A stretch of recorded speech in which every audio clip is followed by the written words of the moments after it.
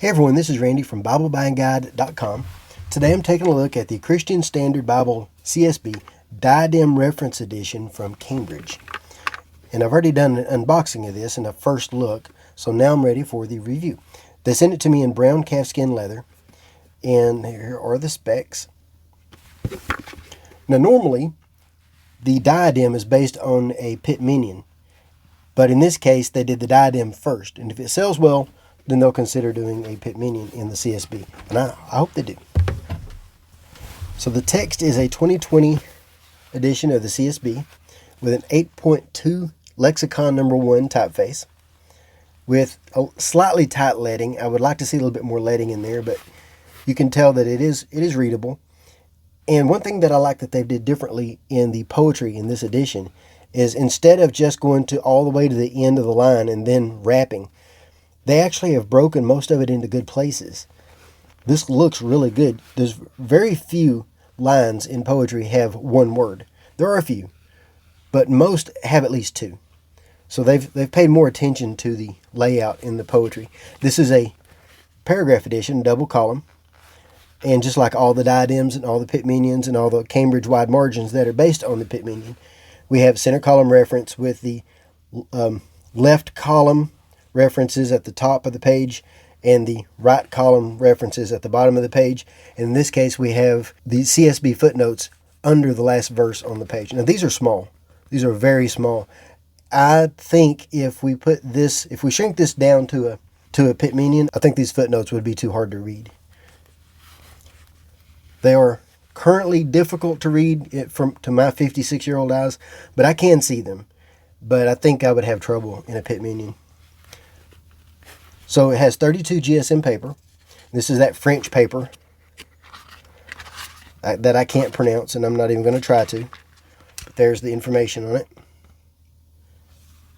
8.2 point lexicon with an 8.5 leading. So not a lot of extra space in the leading, and you can also see here that it is printed and bound in the Netherlands by Royal Jongbloed. Proofread by Peachtree. The references are directly from Holman. So if you have a Holman reference edition, there are a lot of references, and I don't know how many, but if you have a Holman reference edition, these will match. And the same goes with the concordance. It does have a large concordance, and it does match the Holman reference edition. It looks good. So this is the brown calfskin, and it looks a lot darker than the calfskin on something like the New King James topaz. I'm going to be doing comparisons in a separate video, so we'll show that later. But you can see that it has art gilt edges, a smooth grain, perimeter stitching, slightly raised hubs, not much, but it's there. The liner is synthetic. It's my least favorite liner for an edge line. It is edge line, so you see that edge line tab right there. And you see that these two pages here, this is stuck together on purpose. Right there. That's on purpose. That edge line tab is glued into that. And that does improve the durability. I'm not exactly sure how long synthetic would last though. Then in the front, this Bible belongs to. These are on thick matte pages. Then family records. And these are outlined in red. Children, marriages, grandchildren, and then deaths in black. Then we get into our text. It does stay open around in the middle of Genesis, no trouble. It'll take a little bit more use to stay open really well at the beginning of Genesis, but you can see here it is staying open pretty good. I don't have a whole lot of issues with it. The text is consistent. It is dark. It does look to be printed with line matching. So the only places you see any show through are on the other side of the page from poetry, or where there's no text printed. And you can see that the lines do match. So the text is printed on both sides, in the same location on both sides of the page. And that does improve readability. And it does work. It works really well. So poetry looks good in this. This 32 GSM paper is nice. I did get a touch of page curl. It's just the right time of year for it. I'm going to get it on even 36 GSM paper. It's just the right time of year for it. When it's a little bit cool, but then you might have some heat on or something like that. So here's the red letter, and it is a dark red. I like that red. Consistent all the way through. It's fairly dark red. I like that. It looks good. Looks really good. Old Testament quotes are in bold. And this is standard CSB. And then in the red letter, where Jesus is quoting the Old Testament, we'll have that in bold.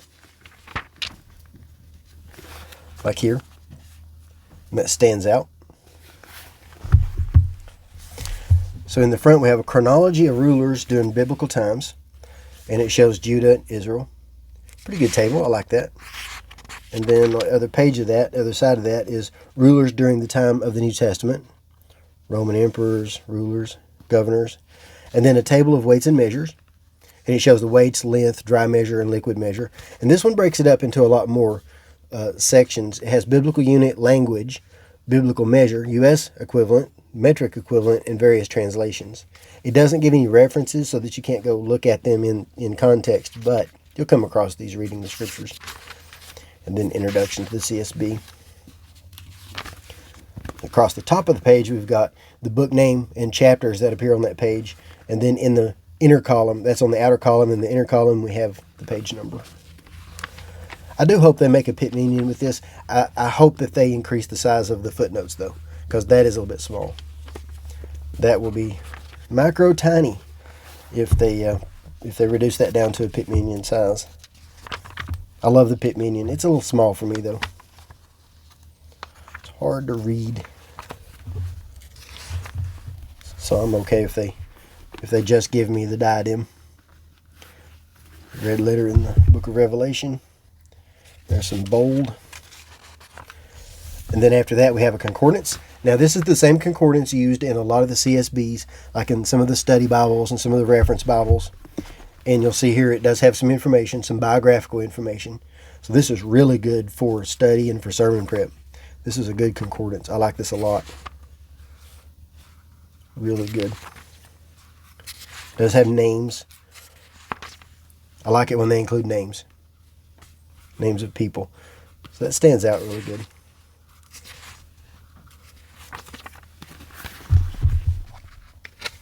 And then finally we have our maps. And it's the 15 Cambridge maps on 16 pages with a map index color-coded. I like a map index. And I especially like it when they color-code the index. That just helps use it. I like it. I like it a lot. So it includes settlements, political, physical land, physical water, travel, and Jerusalem. And then these maps are detailed. That's a detailed index to the maps. And there's the maps. Very colorful. Slightly glossy, but not much. It's not quite matte. It's not glossy either. I wouldn't even call it semi-gloss. But they look good. They have routes, distance, borders, a little bit of topography, some rivers, wood and forest. So they're showing types of land.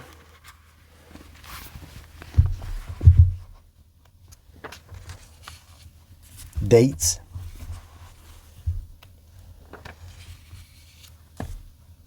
Lots of good information in there. For the most part, I don't have any issues reading it. I think the text is large enough in here. And even if it was a little bit smaller than it is, so if they reduce this down to the Pitt Minion, which we have a Pitt Minion with these maps already, but the index helps locate everything in there. Just makes it a lot easier to see. Jerusalem, Palestine. So they do identify Palestine, Roman Empire, and the Eastern Mediterranean in the 1st century. The binding is sewn. I always forget to say that nowadays. Everything is sewn nowadays. 3 ribbons. And these are kind of an orangey red. Someone asked if they're orange or red. The answer is they're both. They're orangey red. They're 1/4 inch. Long enough to pull to the corner to open the Bible easily. And I don't think they get in the way. So I like that there's 3 of them. Little bit of an overhang there, but not much. The cover itself is flexible, but not so floppy that I can't hold the Bible open in one hand. I don't have any issues holding that in one hand. It doesn't feel rigid or anything like that, but it's not floppy either. I can hold that. That's a one-hand Bible right there. That's what I like. That is a one-hand Bible. So let's look at the size and weight. And I give the overall size because if you're looking for a case to put this in, or you want to carry it in a backpack or something like that, that's the size you need. So here it is 6 1/4 by 8 3/4 by 1 1/8 almost. And then it weighs 1 pound, 11.5 ounces. So that is my quick look at the CSB Diadem. I think Cambridge has done a good job with this Bible. The only thing I'm concerned about, if they do make a Pitt Minion, is the size of the footnotes. Other than that, I think they've done a good job. It has around 7 to 8 words per line. The text is dark enough. The text is large enough, even though it's only an 8.2. I do find this large enough for me to read. It's easy to hold, easy to carry. The paper is easy to turn. It's opaque enough. So if you're looking for a premium CSB, I think this is a good choice. I'm looking forward to Cambridge possibly producing this in the wide margin and in the Pitt Minion and in the Clarion. I hope they make the Clarion of this. So stay tuned for comparisons. I didn't include comparisons in this. I'm going to do those separately, and I'm going to do those individually. So each comparison is going to be an individual video. So if there's anything you'd like to see this compared to, let me know. I don't have everything from Holman, but I do have a few that I can possibly compare to. So stay tuned for that. Cambridge did supply this in exchange for an honest review, and my honest review is that's a good Bible. I like it. I'll place links in the notes so that you can make a purchase if you're interested. Also, I'll place the link to the written review at BibleBuyingGuide.com, where I always go into more detail. Thanks for watching.